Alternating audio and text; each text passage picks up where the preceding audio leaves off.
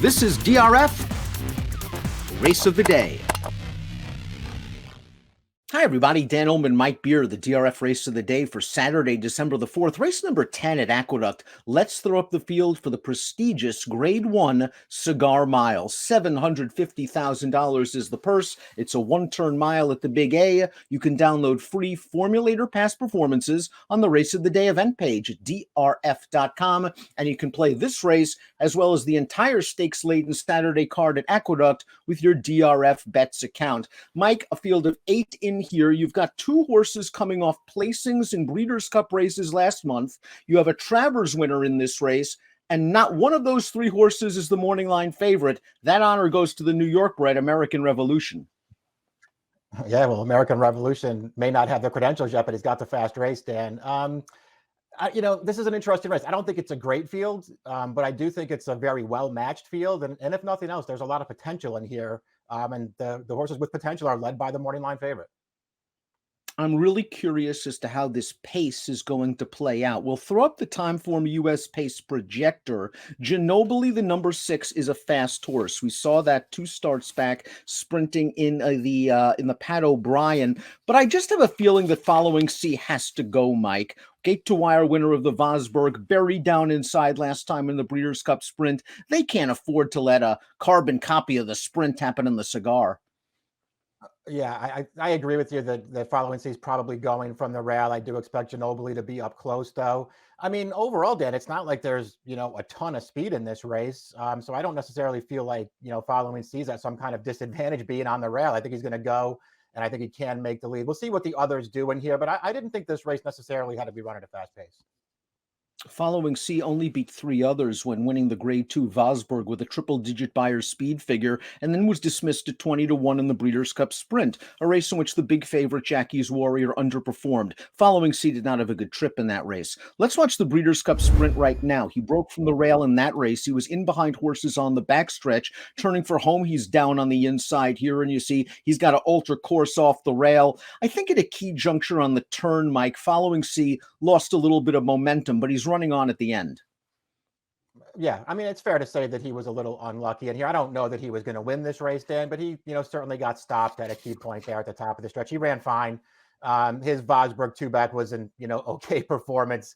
That really wasn't much of a race. I think this horse is pretty good. I don't know, if I would want to take him stretching out to a mile in here. I mean, I think he's supposed to be fine at the mile, Dan, but it's not like he's going to be some kind of great price in here. And I just feel like maybe there's a chance that people overrate his Breeders' Cup Sprint trouble a little bit, and he takes too much money. I think a horse that's got a chance in here at a price is a veteran, and that's the number 2 Plainsman going out for Brad Cox. This horse, for the most part, is a win machine. He's done good work at Aqueduct in the past. He scored the ACAC 2-back going a one-turn mile. And last time out, I don't think it was really the sloppy track that hurt him in the Bold Ruler, but I think a confluence of other events. Slow pace and not a great trip.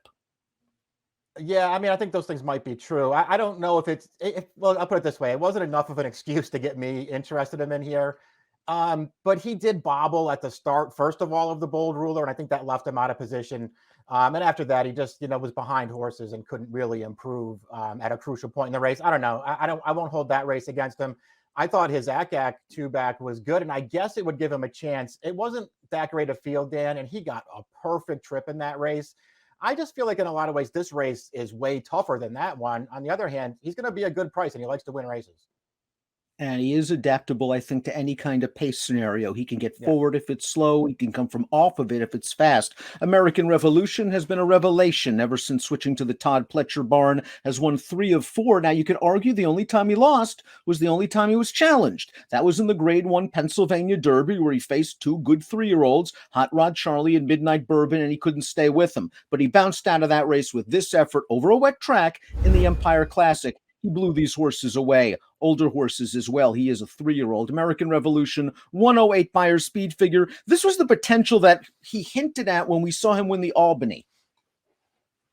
Yeah, he's listen, he's 4 for 5 this year. He's 4 for 4 against New York breds, so it's not like he doesn't have something to prove still here in this Grade 1 race. But he did run, an okay race in the Pennsylvania Derby, 2 starts back, a distant third, never looked like he was going to win. But that race came back fast. I don't know, Dan. I just think this horse is pretty good. I don't know that I would want to bet him as the favorite in this race as he cuts back to a one-turn mile. And I do think he's facing a way tougher field here than he faced last time. I just think this horse is good, and I won't be surprised when he wins. Code of Honor, you would think on the face of it, doesn't have much to prove. He's closing in on $3 million in earnings. He won the Travers in 2019, but I think he still does have something to prove. While he did win the Philip Island in his first start off of a little bit of a layoff over the summer, his last two races, to be honest, I didn't think were that great. I mean, he didn't break very well in the Woodward Fine, and he got wired by Art Collector. In the Fayette, he was right on top of Independence Hall turning for home, and he couldn't stay with that horse at all. Yeah, and that wasn't a fast pace either. And listen, I get that, maybe he's not the kind of horse that you expect to be sort of taken out of his style to run right up on the lead like he had to do last time. But the pace just wasn't fast. And this horse was no match for Independence Hall, and he didn't finish well in that race at all. I have this thing with this horse, Dan, where I feel like he's better going shorter, and I think he's better around one turn as well, even though I know he's a Travers and a Jockey Club Gold Cup winner. But I like him in these shorter races. I feel like his Westchester was really good last year. I thought his Met Mile was perhaps the best race he's ever run, and he was very unlucky not to win that day. So I'm interested that he's cutting back in distance in this race. I would want a big price on him if I was going to use him, but I will try to use him because I think this is what he wants to do. 7 triple-digit buyers in his career. He is certainly fast enough on his day to win this. Let's watch Independence Hall dust off Code of Honor last time out in the Fayette. Now, prior to this race, he ran a very good second to Knicks Go in the Lucas Classic. No match for Knicks Go, but maybe it was a hint that he was going to run this race, and I think the wet track really helped him. He's 3 for 3 on a wet track. He got away with a nice, easy lead in here. He's sprinting away from Code of Honor, and he has the speed that if Javier wants to go with him, he can get right up close to the pace again. Yeah, I think that's true. And as I, was just talking about Code of Honor maybe being a little bit of a better horse going shorter around one turn. That might apply to Independence Hall too. He ran well last time. To me, the margin of victory was sort of inflated because you saw there in the replay that Code of Honor just stopped at the 8th pole. But this horse still ran the race that he ran, and it was a fast one. I don't mind this horse cutting back at all. Trainer Richard Baltus put blinkers on Ginobili 3 starts back, and the horse has just improved by leaps and bounds. A 104 buyer, followed by a 102 buyer speed figure in the Pat O'Brien, a race in which he got close to the pace and drew away against a field that didn't do much running late. And then last time out in the Breeders' Cup Dirt Mile, Mike, he ran just fine. He tried to make a mid-race move. His Life is Good, one of the better horses in the country, got away with an easy lead, and he held pretty well for second while no match for the winner.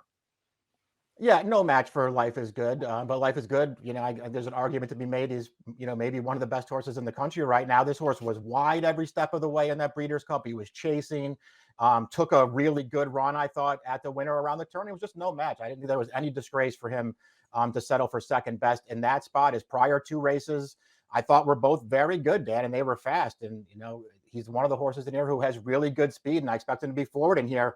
I realized that it took him a while to get to where he is right now, but since they put the blinkers on, this horse has really found himself, and I just think he makes a lot of sense in this race.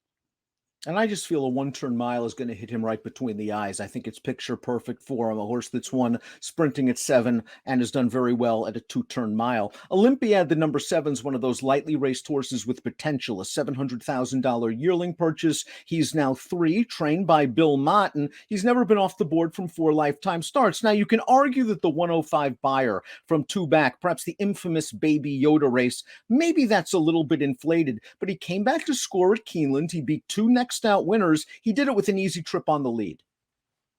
He did do it with an easy trip. But, in some ways, though, he confirmed that his 105 off of that long layoff may not have been that much of a fluke. And I actually felt like he ran really well in that race at Saratoga. For whatever reason, Baby Yoda just sort of freaked that day. But this horse ran well off the long layoff. He was good in both of his starts as a 2-year-old. He's been good in both of his starts as a 3-year-old. He's got a little bit of speed, so he could be forward in this race. He's a great price on the morning line. I'm not knocking this horse if you tell me you like him.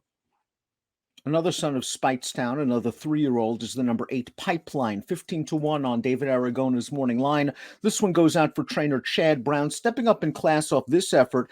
Beaten favorite when 3rd in the Perryville Stakes at Keeneland. This is his first start out of the maiden ranks. Pipeline, I thought, made a move into the fastest part of the race. He just couldn't get there at the end. I thought all in all, he ran well. He's my honey badger, bounced out of this race, and Had trouble in the city of Laurel. The fifth place finisher Pickentine from this race came back to win the city of Laurel with a 95 buyer. I thought this was a step in the right direction for Pipeline, but he's now taking a big step up in class.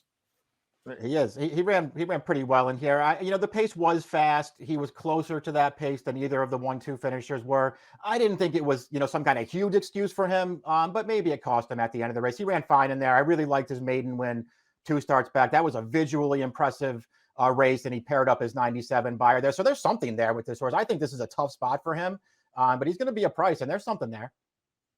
Jose Ortiz takes them out for Chad. Let's take a look at our top selections for the Cigar Mile. American Revolution's made a believer out of me. Now he's going to have to do it against top-notch horses. Very disappointed in the morning line. I didn't think he would be favored in such a tough field. Maybe he will be. 5-2 on the morning line seems a little bit light. Ginobili is where you're going, Mike. Again, the blinkers, he's felt handsome in them, and he's got that tactical speed. Yeah, I think all those things sort of conspired. I mean, I agree with your take also, Dan. I think the 1-turn mile might be perfect for this horse. I'm hoping that morning line is right. I hope he's around that 7-2 because I think he's a very nice fit in this race. 6-3-4-5 for Mike, 3-7-5-1 for me. It's the Grade 1 Cigar Mile on a really nice Saturday afternoon card at Aqueduct. Good luck.